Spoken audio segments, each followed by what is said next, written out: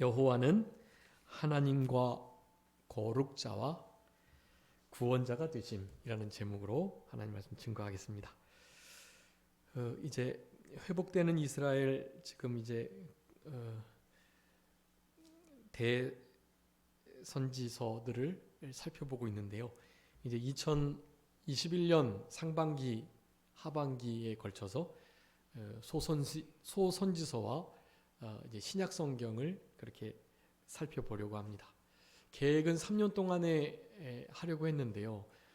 너무 구약 2년 동안에 막 중요한 본문이 너무 많이 뛰어넘어 가지니까 우리 총회 교육부 저도 이제 공과 편찬위원회에 소속돼 있는데요. 우리들에게 말씀을 많이 하시는 거예요. 그렇게 막 슬렁슬렁 넘어가지 말고 좀 너무 자세하게는 못해도 조금 다루어서 기간이 꼭 3년이 아니더라도 그렇게 좀 해달라는 요청이 좀 많으셔가지고 구약은 어쨌든 소선지서까지 내년 상반기에 끝내는 것으로 그렇게 하고요. 대신에 이제 내년 하반기부터는 신약을 한 2년 정도에 걸쳐서 아마 하게 될 것 같아요. 그래서 공과가 사실은 우리 교단 전체에 통일성을 주는 아주 중요한 본문이고요. 보통 작은 교단이나 이렇게 통일성을 좀 갖는 것인데 이제 그나마도 좀 우리 교회 개교회적으로는 공과를 안 하는 데도 좀 있어요. 그래서 그게 좀 안타까운데 우리는 공과를 함께 해야 사실은 그 주 안에 그리고 그 한 해 동안에 같은 말씀을 보면서 같이 이렇게 기도도 하고 같이 신앙의 다른 박질을 하는 것인데 그게 참 아쉽습니다. 그런데도 우리 교회도 아직 이제 주일학교하고 중고등부 청년부를 이제 제가 이렇게 다시 왔으니까 한번 힘써 다시 정비해서 만들려고 하는데요. 우선 그런 주일학교 부서가 없어도 그래도 우리 성도님들께서 다 교사의 마음으로 이 말씀들을 다 들어주시고 자기 자신을 가르치시고 또 내가 전도한 영혼들, 우리 자녀들 이들을 위해서 이런 말씀들을 함께 상고하면서 핵심적인 말씀을 딱 잡으시고 그 말씀을 가지고 내가 먼저 살아내고 그 말씀으로 우리 아이들을, 학생들을, 자녀들을 그렇게 본을 보이며 교육하려는 그런 마음을 가지시고 이런 주일 오후 예배의 분반 공과 공부의 말씀을 우리가 마음에 새기는 일이 아주 중요하다고 할 수가 있겠습니다. 그래서 이사야 말씀 66장까지 있는데 2장, 이사야 43장하고 이사야 61장만 살펴보고 아마 또 넘어가게 될 것 같은데요.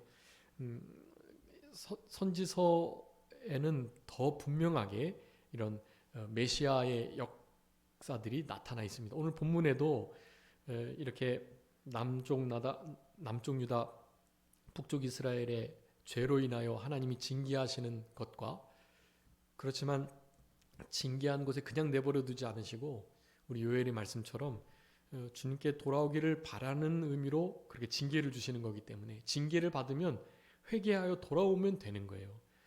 그렇게 돌아오게 하시는 역사, 이것을 이제 새 역사로 사실은 오순절 보혜사 성령님과 먼저 보내신 자 보혜사 우리 예수 그리스도의 그 구속의 역사로 그런 일들이 이룰 것을 말씀하고 계시는 거예요.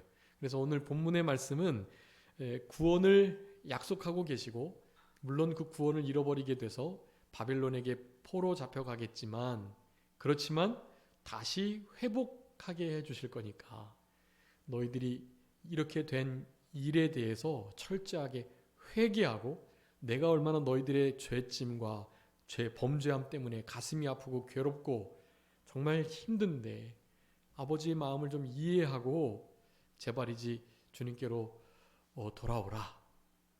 그런 말씀을 여전히 이사야 43장에서도 우리들에게 해주고 계시다고 할 수가 있겠습니다. 그러면서 여호와를 계속해서 소개해주고 계세요. 여호와는 어떤 분이다 라는 것을 말씀해 주십니다. 오늘 제목으로 잡았던 이것은요. 그러니까 여호와께서 누구가 되신다고요?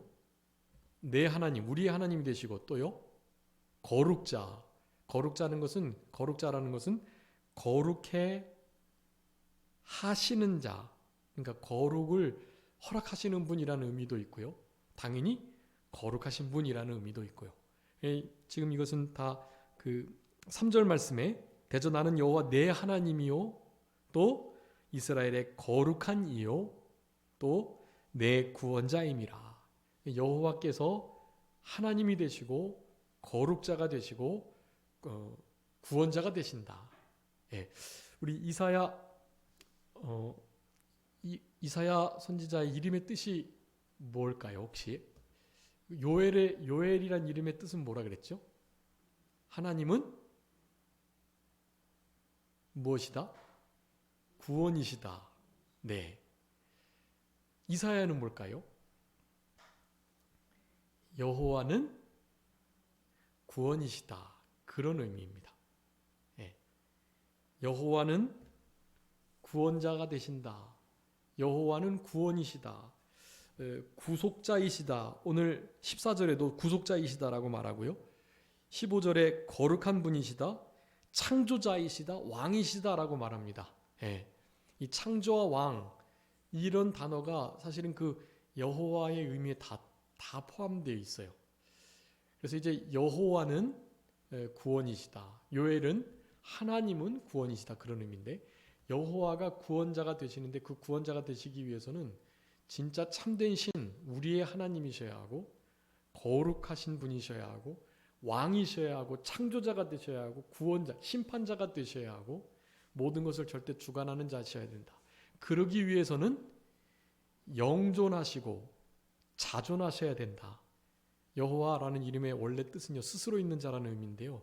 그 여호와라는 이름 자체 안에 스스로 계신 분, 자존자, 그냥 자존하셔서 그냥 한동안만 계시는 게 아니라 영원토록 계시는 분, 영원 전부터 계셔서 영원까지 계시는 분, 그런 의미. 그러니까 영원 자존자. 그리고 이 여호와라는 의미의 가장 중요한 의미는요, 그렇게 영원 자존하시는 왕이 되시고 창조자가 되시고 구원자가 되시는 바로 그분이요, 언약과 약속을 지켜서 성취하시기에 능한 분이라는 의미가 있어요. 그러니까 전능자라는 뜻이 있어요. 자, 그래서 여호와를 일단 여러분 꼭 잘 정리해 두세요. 그래서 여호와는 하나님의 성호이고요, 하나님의 이름. 우리 하나님의 교회에서 지금도 이제 막 유혹을 하는 것이, 이제 하나님의 교회의 그 안상홍 씨가 죽었잖아요. 원래 안 죽는다 그랬는데 죽었어요. 그분이 안 죽어야 되는데 안 죽는다 그랬거든요. 본인은. 근데 죽어서 무덤이 있어요. 근데도 안 무너지고 있어요. 그런데 안상홍 그 하나님의 교회가 지금도 잘 나가고 있는데요. 왜냐하면 그 영적 부인인 장길자라는 사람이 리더가 돼가지고요, 안상홍 씨 때보다 더 잘 나가고 있어요. 지금 막 영국으로도 막 자기 수여받고 사회봉사 잘해가지고 막 그냥 사회적으로 우리 나라에서도 좋은 단체네 막 그런 소리 듣고요. 세계 복음 협회라는 타이틀도 걸고 건물을 얼마나 멋지게 잘 짓고 그 주변 지역에 막 얼마나 일을 사회봉사를 많이 하는 줄 몰라요. 그래서 칭찬을 많이 받아요. 그 하나님의 교회가. 그 영적 부인 노릇을 했던 장길자 씨라는 분이 이제 총재가 되면서 점점 잘 돼 나가고 있는 거예요.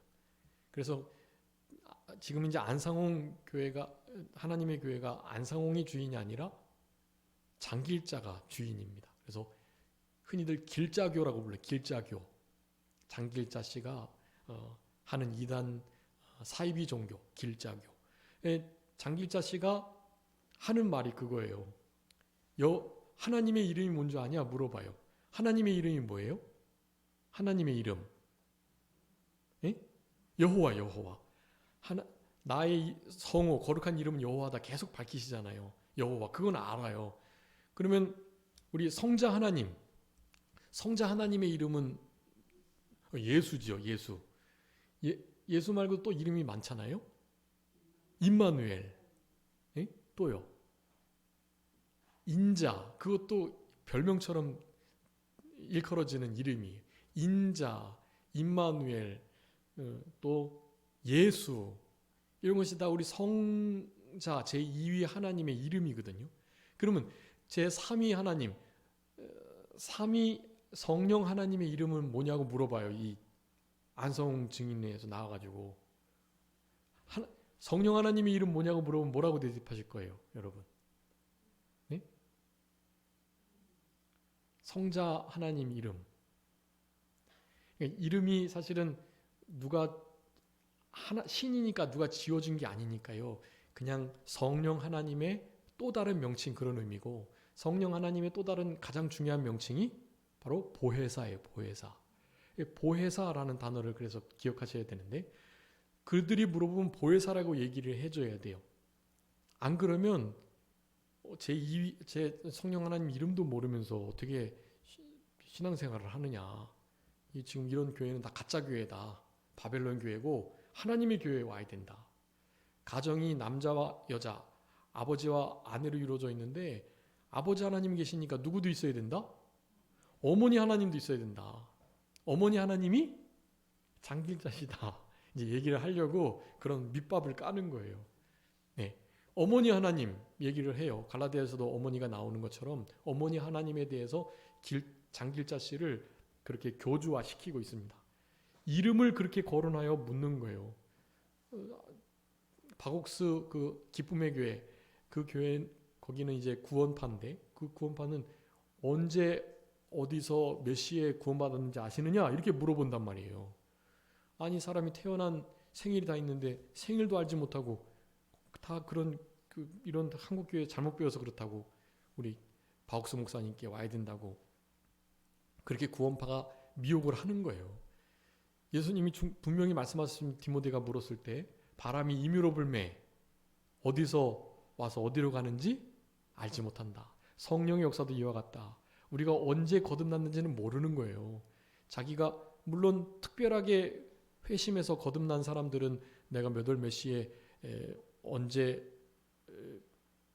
거듭났다. 내가 예수 믿었다는 것은 기억하고 있지만 그날이 중생한 날은 아니에요. 중생한 것은 그 전에 이미 하나님께서 먼저 찾아와 주셔서 우리의 죽은 영을 살려야 믿어지게 되고 믿어져야 회개가 되고 회개가 돼야 진짜 믿어지고 그런 역사가 있는 거예요. 그런 일이 있으려면 먼저 영이 살아야 되거든요.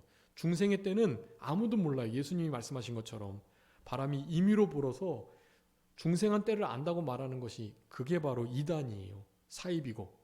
근데 그렇게 막 유혹을 하잖아요. 길자교, 어머니 교회도 마찬가지입니다. 그런 것은 성령 하나님의 이름을 물으면서 접근을 한다라는 것을 말씀을 드린 거예요. 여러분 성령 하나님의 이름이 뭐라고요? 네, 보혜사. 보혜사는 돕는 자, 위로자, 대언자, 또 협력자 그런 의미예요. 우리 보혜사 성령님이 또 다른 보혜사이신데요. 처음 보혜사는 바로 예수 그리스도이시고 또 다른 보혜사를 내가 보내겠다. 오순절 보혜사 성령님을 가리키는 것입니다. 그래서 우리 성령 하나님의 이름이 명칭이 보혜사이신데 우리는 성부, 성자, 성령 하나님의 그런 이름들을 아주 주의 깊게 상고하고 마음에 담아 두셔야 돼요. 그 중에 성부 하나님의 이름 여호와 이름을 분명히 아셔야 돼요. 여호와는 세 번째 영원 아니 세 가지 일단 영원 자존 영원한 분 자존 스스로 존재하셨던 분 그리고 전능하신 분. 근데 이 전능은 어떤 전능이냐면 언약과 약속을 하시고 우리와 약속을 하실 처지가 아니시거든요. 우리는 그런 대상자가 못 돼요. 근데 우리를 약속의 대상자로 삼아주시고 우리와 약속을 해주시고 우리는 그 약속을 심지어 어기고 잊어버리고 거기서 자꾸만 나가려고 그러는데 여호와께서 그 약속을 끝까지 지키셔가지고 우리를 구원하시는 거예요. 그렇게 하시려면 능력이 있어야 돼요. 그래서 능력자가 되시는 거예요. 여호와라는 이름 안에는 영원자, 자존자, 능력자 특별히 그 능력은 언약과 약속을 이루시기에 능하신 구원자가 포함되어 있는 그런 단어입니다. 그러니까 이 여호와라는 것이 그런 의미가 기본적으로 있는 데다가 성경에서는 그 여호와가 어떤 분인지를 계속 밝히는 거예요. 여호와는 오늘 본문에 하나님이시다. 누구 하나님? 내 하나님. 우리의 하나님이시다라고 말하고 그는 거룩자이시다. 거룩해 하시는 분, 당연히 거룩하신 분 그런 의미고요. 그리고 구원자, 구속자가 되신다라고 또 말씀하세요. 그래서 오늘 제목이 아주 중요해요. 여호와는 무엇이다? 여호와는 하나님이시고 거룩자이시고 구원자이시다. 여러분 이 세 가지를 꼭 기억하시고 우리의 만나야 할 상황 속에서 여호와의 이름을 그래서 불러야 돼요. 그래야 건져주시고 구원해주시고, 또 오늘 14절 15절 말씀에는 왕이 되시고 창조자가 되신다고 말하잖아요. 그 영원 자존이라고 할 때 그 영원 자존이 사실은 또 창조의 의미를 내포하고 계세요. 창조자, 영원 자존하신 분만이 창조의 역사를 할 수 있거든요. 그 말은 만들어지시지 않은 분이라는 거예요. 누가 지으신 분이 아니라는 거예요. 그러니까 영원 자존하다라는 것은 창조자이시다라는 거예요. 그분으로부터 모든 것이 시작됐다라는 의미이죠. 그래서 이사야 선지자가 이스라엘 나라의 회복을 말해주면서 너희들 정말 위대한 분에게 잘못하고 있다라고 말하면서 그분이 어떤 분인지를 계속 말씀해주고 계세요.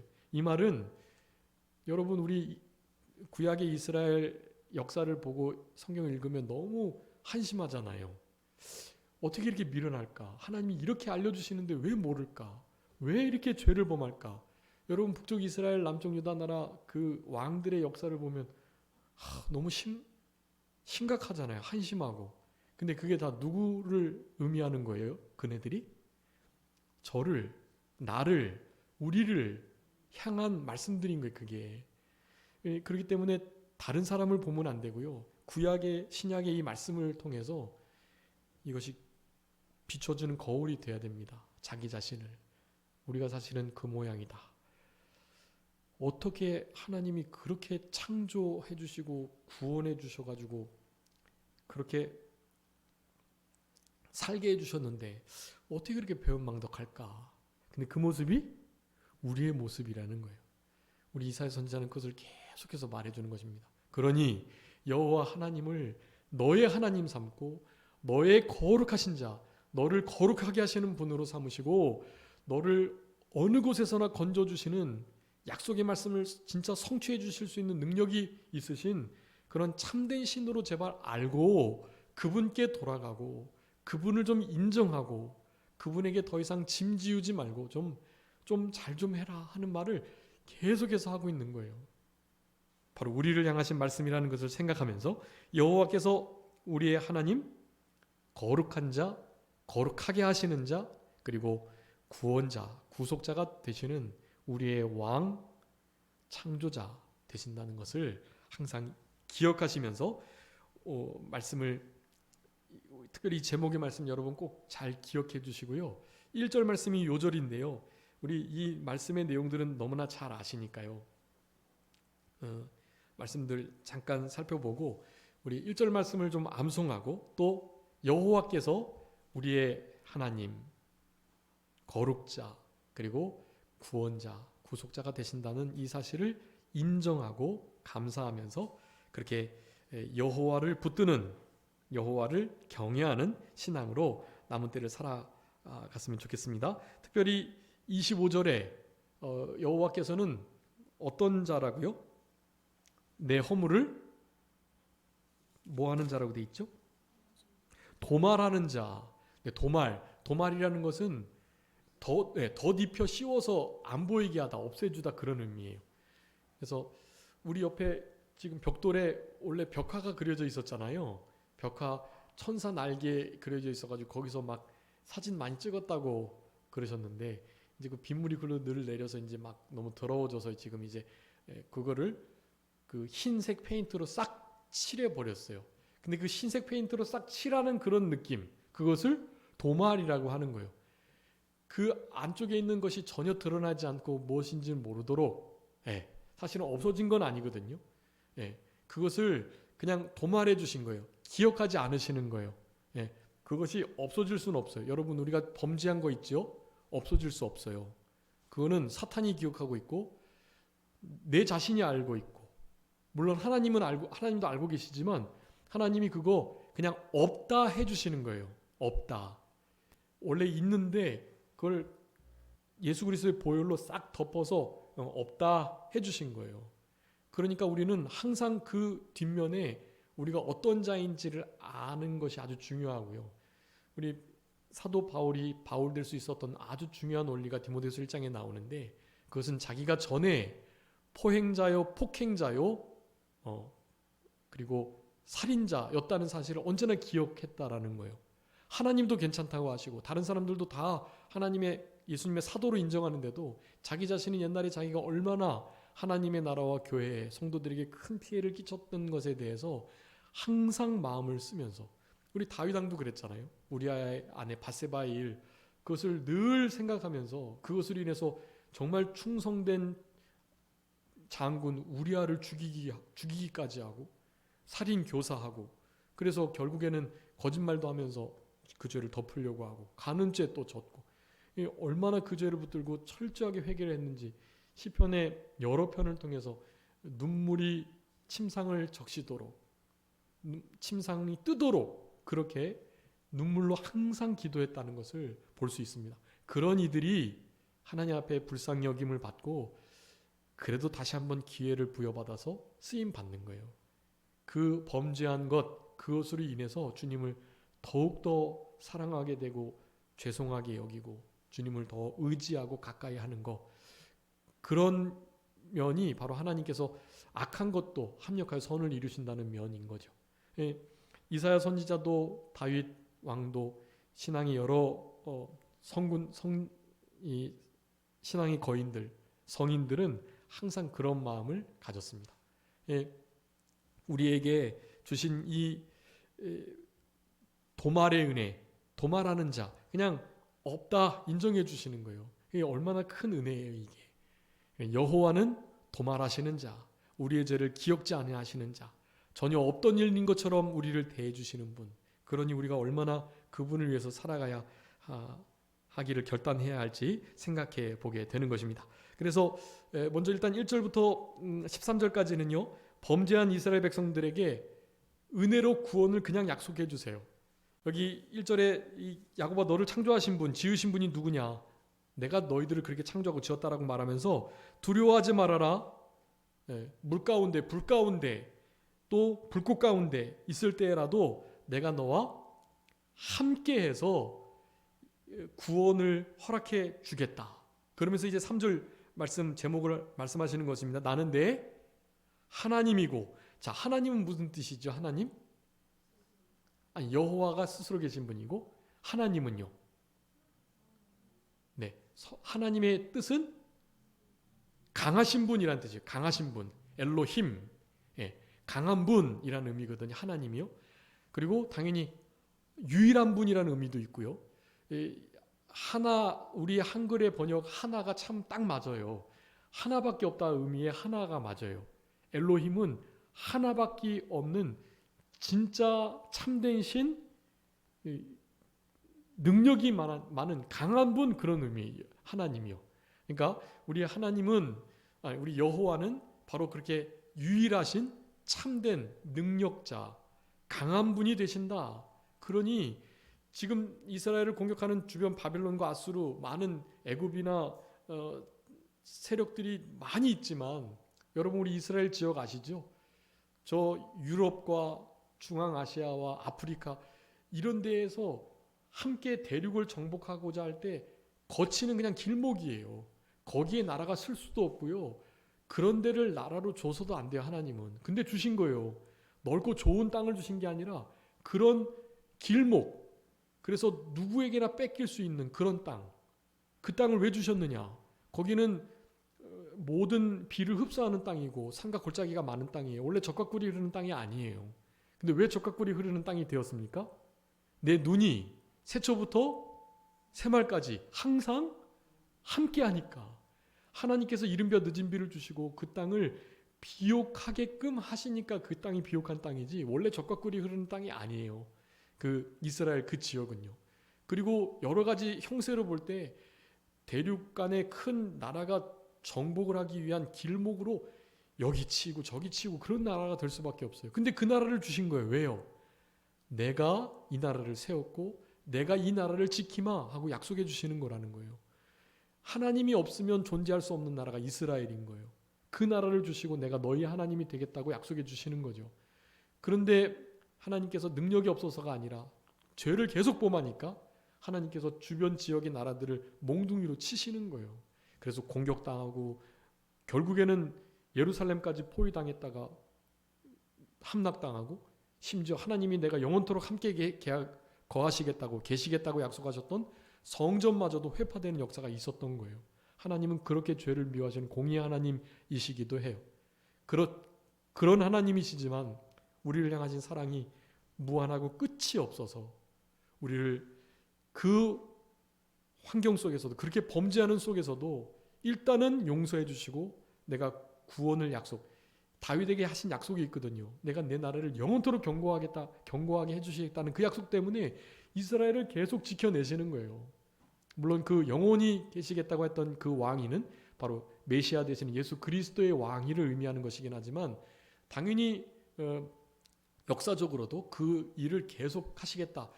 바빌론에게 포로 잡히고 난 이후에 다시 돌아왔지만 그 뒤에 이제 또 메데 파사와 또 그리스와 헬라 로마에 이르기까지 계속해서 지배를 받아요.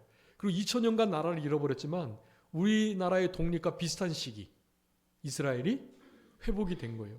2000년이 넘게 나라를 잃어버렸던, 언어를 상실했던 그 이스라엘이 나라가 된 것이에요. 왜냐?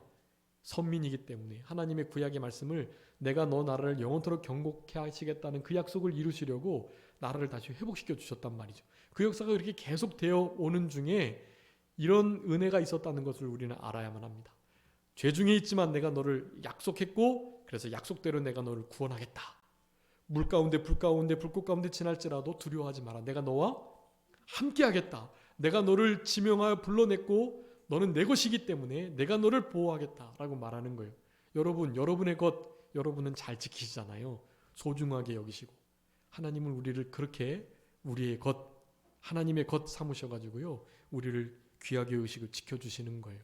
그런 은혜에 우리는 감사하지 않을 수가 없고요. 그런 우리들, 그러면 어떻게 생활을 해야 되겠습니까? 하나님의 백성답게 좀 살아가야 되는 거예요. 하나님의 소유된 백성답게 살아가는 우리들이 되어야 합니다. 내가 누구고 나를 누가 건져주셨는지를, 그래서 나를 건져주신 그분이 누구인지를 아는 거. 자, 하나님이 누구인지를 제대로 알고 그리고 나를 제대로 알 때 하나님의 백성답게 이 땅을 살아갈 수 있습니다. 하나님이 나를 창조하셨고 나를 구원하셨다. 그리고 결국 나를 재판하셔서 나를 심판하실 분이다. 그리고 나의 모든 삶의 영역을 직접 주관하시는 분이다. 이런 것들을 잊지 않고 생활해야 진짜 나다운, 우리 하나님께서 오늘 이사야 43장 21절에 이 백성을 내가 나를 위해서 지었는데 무엇을 위해서 지었다? 나를 찬송하게 하려고 지었다. 내가 창조된 목적을 잃어버리지 않고 살아갈 수가 있는 거예요. 그렇지 않으면 내 뜻대로 내 마음대로 인생을 살아갈 수밖에 없는 것입니다. 그런 인생 사시면 안 돼요. 내가 누구고 나를 누가 구원해 주셨는지, 나를 누가 창조했는지를 분명히 알 때, 그러니까 하나님을 발견하면 비로소 내가 누군지도 발견할 수 있게 되는 거고요. 그러니까 정체성이 불분명할 때는 성경 말씀을 계속 읽게 되면 진짜 내가 누구인지를 알게 돼요. 왜냐하면 하나님을 발견하게 되니까. 우리 신성 형제 너무 이렇게 성경 잘 읽고 그러는데 귀해요. 참 이렇게 오랫동안 이렇게 다져진 교회의 성도님들과 성도님의 자녀들은 그런 은혜가 있는 것 같아요. 부모님의 신앙을 따라서 어렸을 때부터 기도하고 성경 읽는 일에 정말 마음을 쓰면서 그것이 가장 복되고 중요한 일인 것을 알고 이렇게 예배를 귀히 여기는 것, 예배 시간을 그 무엇보다도 귀하게 여기고 소중하게 여기고 바꾸지 않는, 예배 시간보다 바쁘고 중요한 일이 없다는 것을 알고 예배에 목숨을 거는 그런 자녀들이 된다는 것, 참 이렇게 전통이 있는 그런 안정된 교회의 큰 은혜고 특권이라고 할 수가 있겠습니다. 그런 삶을 여러분 우리도 끝까지 살아가야 되겠고, 하나님의 백성답게 하나님의 마음에 합한 그런 인생길을 계속 끝까지 걸어가는 그런 우리들이 되어야 되겠습니다. 그리고 14절부터 21절까지 이스라엘 백성들에게 새 일을 행하시겠다고 말씀하고 계십니다. 19절에 내가 새 일을 행하겠다. 그 새 일은 다른 것이 아니에요. 바로 예수 그리스도를 통한 구속의 완성, 그것을 말하는 것이고, 그때에 비로소 여호와의 이름이 크게 높임을 받겠다. 그리고 내가 특별히 택한 이스라엘 백성들을 위시한 영적 이스라엘 백성들인 우리들이 창조의 목적에 합당하게 하나님을 찬송하며 살아가게끔 해주시겠다라는 약속을 해주시는 거예요.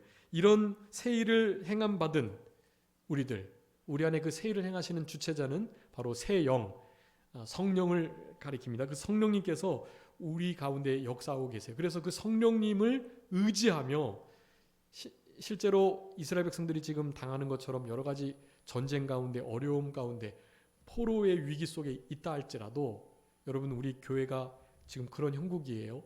한국 교회가 세상으로부터, 정부로부터 지탄을 받고 정말 이렇게 손가락질을 받는 그런 때가 됐습니다. 진리가 비방을 받는 시대인데요. 다 우리들의 잘못이고, 우리들이 제대로 말씀 가운데 하나님의 백성답게 살아가지 못했기 때문이에요. 하나님의 소유된 자로 살아갔다면 그런 일이 없거든요. 그런데 지금 그런 시대를 우리가 만났습니다. 여러분, 이런 어려움 중에 무엇보다도 우리 하나님께 소망을 두며 살아가야 할 것입니다. 이런 어려움도 하나님께서 통과시키고 이기게 해주실 거니까, 이런 상황 속에서 철저하게 회개하면서 하나님께만 소망을 두고, 내가 누구를 의지하며 살아가리요, 나의 소망은 오직 주께 있습니다. 시편 기자의 고백처럼 나의 소망은 오직 주께 있다라는 것을 기억하시고, 예수님의 재림을 바라보시며 재림 준비를 잘 감당하시면서, 마라나타는 주 예수여 어서 오시옵소서, 그런 뜻인데, 마라나타라고 말할 수 있으려면 준비가 잘 갖춰져야 돼요. 기름 준비, 등 준비가 준비 안 돼가지고 조금만 기다려주세요, 아직 오시면 안 되고, 지금 해야 될 일이 많고 정리될 일이 많고 회개해야 할 일들이 많고 지금 이루어드리지 못한 사명들이 많은데 조금 있다가 오세요 라고 말할 수밖에 없잖아요. 그러니까 지금 당장이라도 오실 수 있도록 마라나타 하기 위해서는 진짜 거기에 따르는 희생을 통하여 회개합당한 열매를 맺히면서 이 예수님의 재림을 대망 소망하면서 그 재림 때에 당할 일들을 생각하고 그때를 잘 준비하는 우리들이 되어야 하는 것입니다. 그러니까 지금의 고난과 어려움을 예수님의 재림을 소망하면서 그때에 있을 중요한 연단의 과정으로, 즉 믿음으로 그것을 잘 통과하셔가지고 어떻게 하든지 주님께만 소망을 두면서 다른 것 의지하지 않고 살아가는 그런 우리들이 되어야 하는 것입니다. 마지막 22절부터 28절, 하나님께서 이스라엘 백성들이 얼마나 큰 죄를 범해서 하나님을 범패스럽게 하고 괴롭게 하고 힘들게 하고 짐지우게 하고 공경도 안 하고 정말 경외함이 없고 말씀에 맞지 않는 제사 드리는 이런 것들 때문에 하나님께서 그렇게 힘들다고 지금 말씀하시는 중에도 하나님께서 긍휼을 베풀어 주신다는 것을 말씀해 주십니다. 다시 한번 그런 너희들이지만, 그런 죄가 있지만 내가 너희들의 죄를 어떻게 해주겠다? 도말해 주겠다.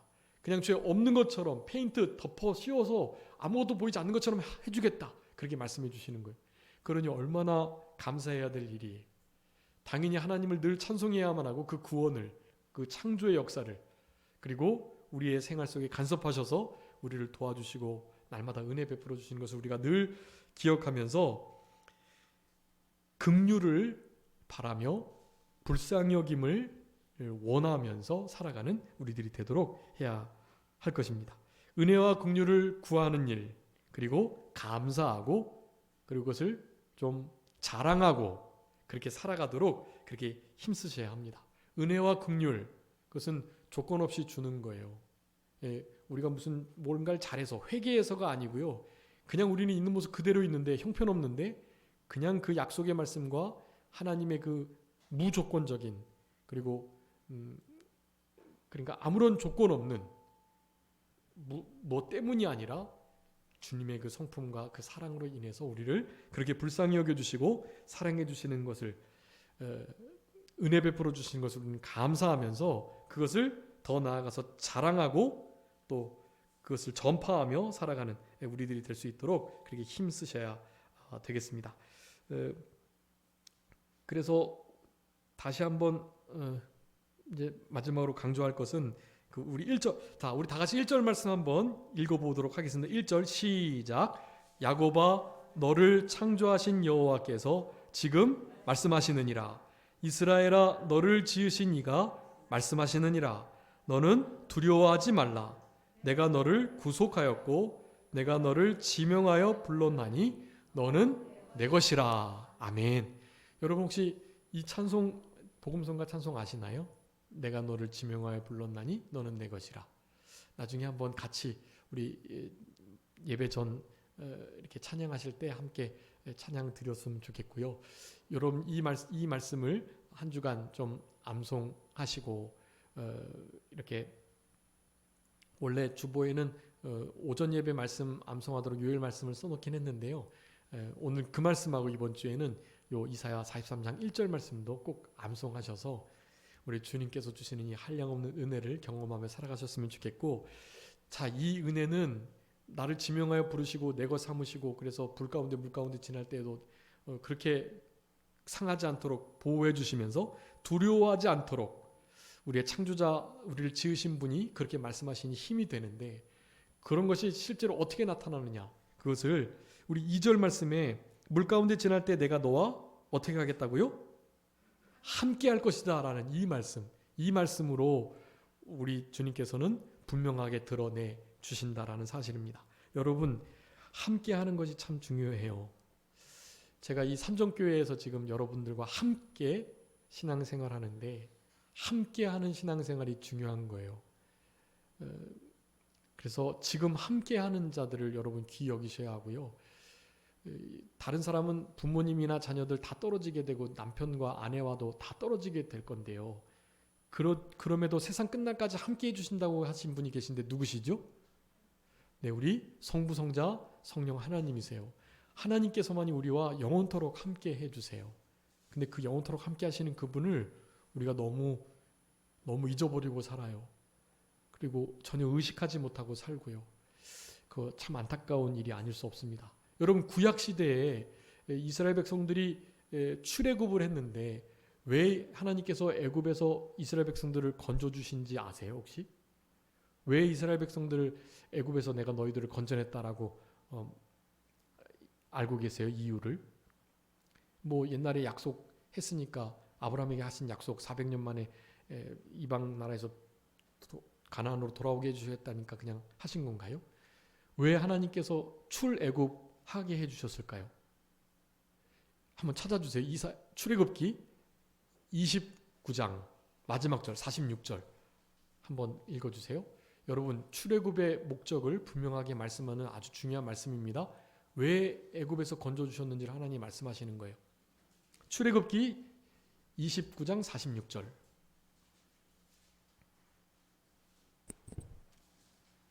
출애굽기 26장 49절. 그들은 내가 그들의 하나님 여호와로서 그들 중에 거하려고 그들을 애굽 땅에서 인도하여 낸 줄을 알리라. 나는 그들의 하나님 여호와니라. 아멘. 여러분, 내가 그들의 하나님 여호와인데 왜 내가 그들을 애굽 땅에서 건져냈다고요? 그들과 함께 하려고. 네, 함께 하시려고요. 하나님의 정말 간절한 바람은 그거예요. 돌아오라도 왜 돌아오라는 거예요? 함께 하려고 돌아오라고 하시는 거예요. 여러분, 주님과 떨어지는 그것이 타락이고요. 그게 죄예요. 주님으로부터 멀어지게 하는 모든 것이 죄예요. 하나님의 말씀을 즉각적으로 순종하는 것을 방해하는 모든 것이 죄고요. 여러분, 이런 우리와 함께 하시기를 원하시는 하나님의 마음을 이해하시고 그분과 함께 하셔야 됩니다. 한 주간도 함께 하시는 그 임마누엘의 신앙을 잃어버리시면 안 돼요. 마태복음 1장에서 임마누엘, 우리 예수님의 이름이었죠. 임마누엘의 뜻이 뭐죠? 마태복음 1장 23절에 하나님이 우리와 함께 계시다. 예수라 이름 말고 또 임마누엘이라고 해라. 왜냐하면 이사야 7장에 예언된 바로 그 메시아 그리스도가 바로 이이기 때문이라고 말씀하시면서 임마누엘이라 해라. 이는 하나님이 우리와 함께 하시다라는 의미이다. 여러분, 마태복음에 그렇게 시작했는데 마태복음 28장 마지막 절에 뭐라고 마치고 있어요, 여러분? 28장 20절에 뭐라고 마치고 있습니까? 마태복음 28장 28절에 한번